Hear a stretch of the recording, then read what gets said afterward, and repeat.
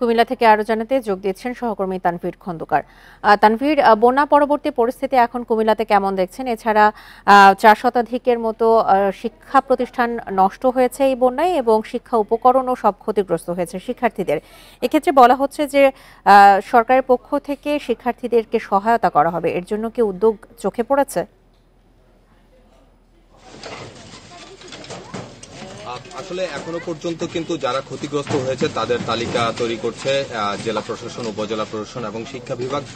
যাদের শিক্ষা উপকরণ নষ্ট হয়েছে তারা আসলে স্ব স্কুলের মাধ্যমে সহযোগিতা চাইতে পারবে। অন্যদিকে জেলা শিক্ষা অফিস যেসব শিক্ষা প্রতিষ্ঠান নষ্ট হয়েছে সেগুলোকে মেরামত করবে। আর আমি যদি পুরো কুমিল্লার ক্ষয়ক্ষতির চিত্র একটু বলতে চাই, তাহলে গতকাল জেলা ত্রাণ ও পুনর্বাসন কার্যালয়ের তথ্য অনুযায়ী আমরা জানতে পেরেছি যে কুমিল্লায় মোট ৩,৩৬২ কোটি টাকার ক্ষয়ক্ষতি হয়েছে। অর্থাৎ এর মধ্যে কৃষি, শিক্ষা, মৎস্য, পোল্ট্রি, রাস্তাঘাট, ব্রিজ, কালভার্ট সবকিছু কিন্তু রয়েছে। আর এর মধ্যে কিন্তু আমরা যতটুকু জেনেছি যে প্রায় ৮২,৭৫৫টি বাড়িঘর ক্ষতিগ্রস্ত হয়েছে, আর যার মধ্যে ৭৬৮টি বাড়িঘর একেবারে বিধ্বস্ত হয়ে গেছে। অর্থাৎ এসব বাড়িঘরে মানুষজন থাকার মতো আর কোনো উপায় নেই। অন্যদিকে সবচেয়ে বেশি ক্ষতির মধ্যে আরো আছে যেমন কৃষিখাতে ৮৫০ কোটি টাকার ক্ষতি কিন্তু তারা নিরূপণ করেছে প্রাথমিকভাবে। কিন্তু তারা যেটা বলছে যে পানি যেহেতু এখনো সব জায়গা থেকে নামেনি, সেই ক্ষেত্রে কিন্তু মোট যে ক্ষয়ক্ষতির পরিমাণ সেটি এখনো পর্যন্ত সুনির্দিষ্টভাবে বলা যাচ্ছে না। কিন্তু তারপরও তারা বলছে যে ৮৫০ থেকে ১,০০০ কোটি টাকার মতো ক্ষয়ক্ষতি কিন্তু কৃষিখাতে হতে পারে। আর এই ক্ষয়ক্ষতি কিন্তু সব যাই হয়েছে সাধারণ মানুষের হয়েছে, তাদের অধিকাংশই কিন্তু নিম্ন আয়ের মানুষ, অর্থাৎ তারা কিন্তু অভাবী। তাদেরকে সাহায্য সহযোগিতা না করলে আসলে তারা যে আবার ঘুরে দাঁড়াতে পারবে এমন কিন্তু নয়।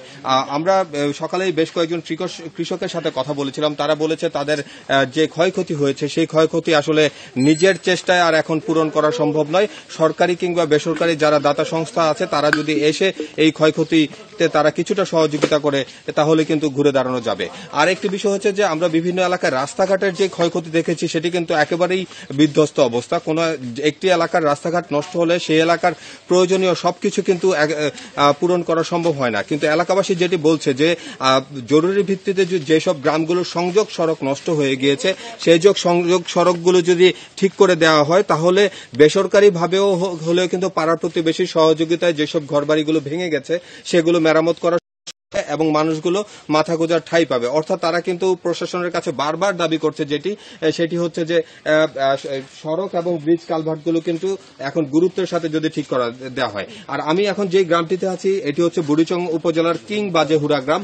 এই গ্রামের যে সড়কটি দেখতে পাচ্ছেন সেই সড়কটি কিন্তু নদীর পানির তোরে একেবারে ভেসে গিয়েছিল। আজ সকালেই স্থানীয় স্বেচ্ছাসেবীরা এই কিছুটা বালুর বস্তা দিয়ে ইট বালি ফেলে সেটি মোটামুটি হাঁটার উপযোগী করেছে এবং পেছনের যে কালভার্টটি আছে সেটিও কিন্তু একেবারে ভেঙে গেছে, সেটিও কিন্তু তারা মেরামত করার চেষ্টা করেছে। অর্থাৎ স্থানীয়ভাবে কিন্তু ইতিমধ্যে পুনর্বাসন এবং মেরামত কাজ শুরু হয়ে গেছে। সরকার যদি এখন দ্রুততার ভিত্তিতে এইসব এলাকাগুলোতে আর্থিক সহযোগিতা কিংবা প্রকৌশলীদের এনে তাদের অবকাঠামোগত উন্নয়নের জন্য সহযোগিতা করে তাহলে কিন্তু এই বন্যা কবলিত মানুষ কিছুটা হলেও স্বস্তি পাবে। তো সব মিলিয়ে কুমিল্লার বন্যা পরিস্থিতি এখন উন্নতির দিকে। মানুষ আসলে পুনর্বাসনের জন্য যে সহযোগিতা সেটির প্রত্যাশায় আছে।